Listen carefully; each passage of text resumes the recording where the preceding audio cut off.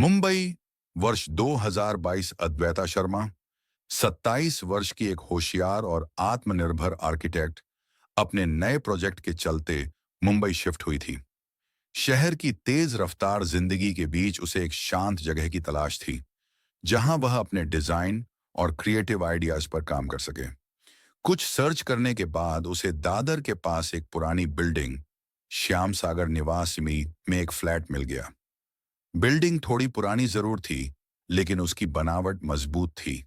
Flat का number था 404 और ये बिल्डिंग की चौथी मंजिल पर था।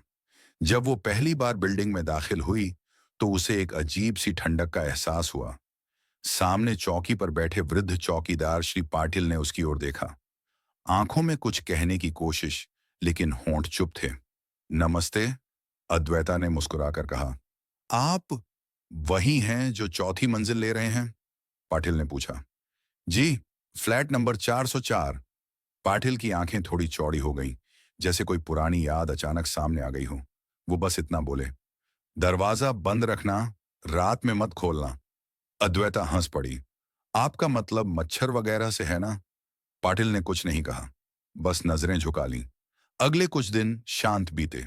फ्लैट सुंदर था, लकड़ी की फ्लोरिंग, पुरानी शैली की खिड़कियां और लिविंग रूम से समंदर का नजारा।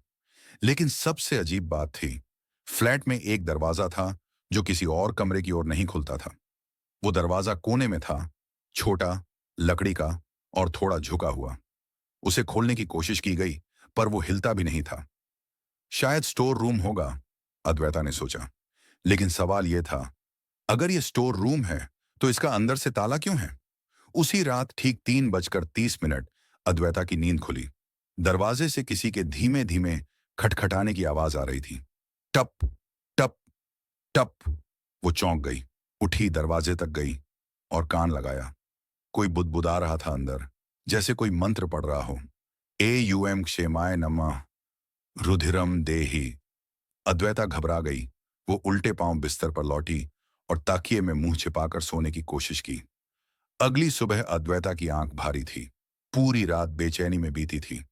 उसने खुद को समझाया कि यह सब उसकी थकान और नई जगह के कारण हुआ होगा। लेकिन जब उसने किचन में कदम रखा, तो एक चीज ने उसके रोंगटे खड़े कर दिए। फर्श पर खून के धब्बे थे, छोटे छोटे, जैसे किसी ने नंगे पांव खून में चलकर वहां तक पहुंचा हो। धब्बे उसी रहस्यमयी दरवाजे की ओर जाते थे। अद्वैता ने डरते हुए पोंछा लगाया और सब साफ कर दिया। मन को समझाया, कोई जानवर रहा होगा, लेकिन अंदर ही अंदर वो जानती थी, कुछ गड़बड़ है। शाम को उसकी बेस्ट फ्रेंड रूपा मिलने आई। उसने सब कुछ बताया, दरवाजा, मंत्र की आवाजें, खून के निशान। रूपा ने कहा, चलो, आज रात मैं तेरे साथ रुकती हूं। दोनों मिलकर देखेंगे ये सब डरावना है या तेरा वहम। रात को दोनों लड़कियां खिड़की के पास बैठकर कॉफी पी रही थीं, जब अचानक बिजली चली गई। अंधेरे में सिर्फ मोबाइल की टॉर्च थी। 3:30 का अलार्म बजा। दोनों की धड़कनें तेज हो गईं। दरवाजे की ओर देखा। इस बार खटखटाहट नहीं थी, बल्कि दरवाजा धीरे धीरे अपने आप खुल रहा था। छिटचा, एक धीमी सरसराहट सी आवाज। दरवाजा कुछ इंच खुला और उसमें से एक काली परछाई बाहर निकली। लंबी उलझे बाल, उलटी घूमी गर्दन और बिना आंखों के गड्ढे। अद्वैता और रूपा चीख पड़ी, लेकिन उनकी चीखें गूंज नहीं सकीं, जैसे कमरे की हवा ही खिंच गई हो। परछाई ने धीरे धीरे रूपा की ओर हाथ बढ़ाया। ये मेरा कमरा है। आवाज बहुत धीमी लेकिन साफ थी। और फिर रूपा की आंखें पलट गईं और वो जमीन पर गिर पड़ी। अद्वैता की आंखों के सामने अंधेरा छा गया। सुबह की धूप ने अद्वैता की आंखें खोली। वो फर्श पर पड़ी थी, सिर में तेज दर्द, और रूपा कहीं नहीं थी। उसने पूरा फ्लैट छान मारा, हर कोना देखा, रूपा गायब थी। दरवाजा अब बंद था। खून के धब्बे फिर थे, इस बार दरवाजे से बाहर की ओर। अद्वैता नीचे भागी, सीधा पाटिल चौकीदार के पास। रूपा, मेरी दोस्त, वो गायब है। चौथी मंजिल पर कुछ है, आप जानते हैं, बताइए। पाटिल ने गहरी सांस ली, जैसे अब और चुप रहना मुमकिन नहीं। बहुत साल पहले 1986 में उस फ्लैट में एक ब्राह्मण परिवार रहता था। पिता एक तांत्रिक थे। उनका एक अजीब सा नियम था, हर पूर्णिमा की रात कोई उस दरवाजे को न छुए। एक रात उनकी बेटी ने गलती से दरवाजा खोल दिया।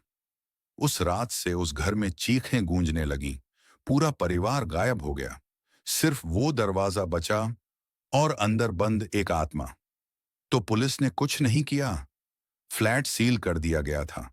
लेकिन सालों बाद बिल्डिंग सोसाइटी ने वो ताला खुलवाया और उसे फिर किराए पर देना शुरू कर दिया। हर किराएदार 3 दिन से ज्यादा नहीं टिक पाया। अद्वैता को लगा जैसे जमीन खिसक गई हो। उस रजिस्टर में सबका नाम है जिन्होंने उस फ्लैट में रहना चाहा। देखना चाहो? पाटिल ने चौकी के नीचे से एक पुराना धूल भरा रजिस्टर निकाला। पन्ने पलटते हुए अद्वैता का हाथ एक नाम पर ठहर गया। रूपा मिश्रा, 2014। ये कैसे हो सकता है? ये मेरी दोस्त है, लेकिन हम तो 2022 में मिले। पाटिल ने उसकी ओर देखा, घबराया नहीं, बल्कि एक डरावनी शांति से कहा, वो तुम्हारी दोस्त नहीं थी, वो उसी आत्मा का एक रूप थी। वो हर किराएदार के साथ आती है और चौथी रात उसे दरवाजे तक ले जाती है। अद्वैता भागकर वापस फ्लैट में आई। अब उसे यकीन हो गया था कि वो दरवाजा केवल लकड़ी का टुकड़ा नहीं, एक द्वार था किसी दूसरी दुनिया के लिए। उसने तय किया, अब चुप नहीं बैठेगी, दरवाजा खोलेगी और उस आत्मा से सामना करेगी। वो रात आई। 3:30 रात के समय दरवाजे के पास दिया जलाया और तांत्रिक मंत्रों की एक किताब खोली जो उसने ऑनलाइन मंगवाई थी। जैसे ही मंत्र पढ़ने लगी, दरवाजा खुद ब खुद खुल गया। अंदर घुप अंधेरा था और एक गंध, जैसे सड़ी हुई चीजों की। कौन है वहां? अद्वैता चिल्लाई। एक स्त्री की आवाज आई, मुक्त करो मुझे, 100 साल से बंद हूं। अब मैं रूपा नहीं, सिर्फ बदला हूं। अचानक एक तेज चीख, तू आई क्यों? क्यों खोला दरवाजा? कमरे की दीवारों से खून टपकने लगा और फर्श कांपने लगा। अद्वैता ने साहस बटोरकर मंत्र जोर से पढ़ा, लेकिन दरवाजा बंद होने लगा। उसे खींचा जाने लगा अंदर। अंदर की आत्मा अब अद्वैता को अपना अगला शरीर बनाना चाहती थी। अद्वैता अब पूरी तरह से कमरे में घसीटी जा रही थी। आत्मा की ताकत इतनी ज्यादा थी कि उसने उसे जैसे जकड़ लिया हो। फर्श पर खून की धारियां फैलने लगीं और दीवारों पर राक्षसी चेहरे उभरने लगे। सामने के अंधेरे में एक चेहरा साफ दिखाई दिया। वो रूपा थी, लेकिन अब उसका चेहरा विकृत था, बिना आंखों के। मुझे क्यों सजा दी गई थी?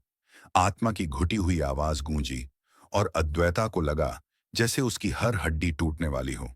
तुमने दरवाजा खोला है, अब तुम मेरी जगह ले लो, और तब तक वो हमेशा आकर तुम्हें बुलाएगी, जब तक तुम उसकी जगह नहीं ले लेते। क- कौन? अद्वैता का गला सूख गया था। वो जो औरों को भी इस दरवाजे के पार खींच लाती है। अद्वैता की आंखों में घबराहट और डर फैल गया। अब उसे पूरी तरह समझ आ गया था। वो आत्मा नहीं बल्कि कई आत्माएं थीं, जिनमें से कुछ पिछले किराएदारों की थीं और एक नया शिकार उन्हें चाहिए था। उसे एक पल के लिए लगा कि वो भी अब कभी बाहर नहीं निकल पाएगी। क्या अब रूपा को कभी वापस लाया जा सकेगा? अद्वैता ने जोर से अपनी आंखें बंद की और मंत्रों का उच्चारण तेज कर दिया। उसने किताब से एक अंतिम तंत्र पढ़ा, एक ऐसा मंत्र जो आत्माओं को हराकर दरवाजे को बंद कर सकता था। एक सर्द कटीली हवा कमरे में घुसी। दरवाजा बंद होने लगा और उसे लगा जैसे कोई ताकत उसे खींच रही है। नहीं! अद्वैता चीखी। उसने अपनी पूरी ताकत लगाई और आखिरी मंत्र पढ़ा। तुम नहीं जा सकती! आत्मा चीखी। लेकिन अद्वैता ने अपनी आंखों से आंसू झलकते हुए कहा, मैं मैं तुमसे डरती नहीं। आधी रात को एक तेज धमाका हुआ और फिर सब कुछ शांत हो गया। अद्वैता फर्श पर गिरी हुई थी। दरवाजा अब सील हो चुका था। उसकी आंखों में गहरी थकान थी, लेकिन वो समझ गई थी कि उसने वह सबसे कठिन काम किया था। अद्वैता की आंखें खुली और सामने रूपा। रूपा की आंखें अब सामान्य थीं, चेहरा साफ था और वह एक बार फिर अपनी पुरानी दोस्त बन चुकी थी। तुमने मुझे बचाया, रूपा ने कहा। अब वह आत्मा शांति से चली गई है, लेकिन मैं हमेशा तुम्हारे साथ रहूंगी। किंतु, अद्वैता ने कहा, क्या वो कभी वापस आ सकती है? रूपा मुस्कुराई। तुम्हारे साथ कभी भी नहीं, जब तक तुम इस दरवाजे को फिर से न खोलो। अद्वैता और रूपा दोनों ने उस दरवाजे की ओर देखा, जो अब स्थिर और शांत था। लेकिन वे जानते थे कि इस दरवाजे का रहस्य कभी खत्म नहीं हुआ था और शायद कभी न होगा। चौथी मंजिल का दरवाजा का रहस्य अब सुलझ चुका था, लेकिन सवाल अभी भी था, क्या यह सचमुच खत्म हो चुका है या कुछ और बुरा होने वाला है?